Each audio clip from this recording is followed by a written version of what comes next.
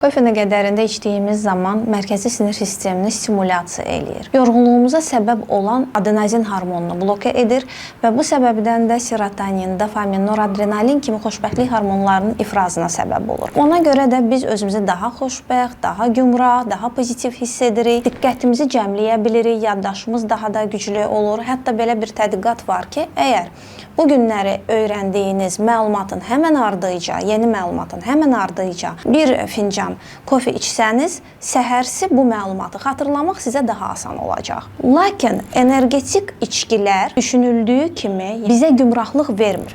Artıq bədənimizdə olan, mövcud olan enerjinin azad buraxılmasına səbəb olur və bu da anlıq olaraq özümüzü gümrah hiss etməyimizə səbəb olsa da bir müddət sonra süst düşməyimizə səbəb olur. Halsız, yorğun hiss etməyimizə səbəb olur. Çünki depoladığımız enerjini azad buraxmışıq və bədənimiz tükənir. Energetik içkilər həm də eyni zamanda asılılığa səbəb olur və tərkibində kofeinin miqdarı çox olduğuna görə ürək döyüntüləri ola bilər, yuxusuzluq ortaya çıxa bilər və halsızlıq, yorğunluq kimi özün, gərginlik kimi bürüzə verə bilər. Ona görə hər şey qədərində gözəldir. Energetik içkilərdən uzaq durmalıyıq. Kofeni isə gündə 1-2 fincandan artıq içməməliyik.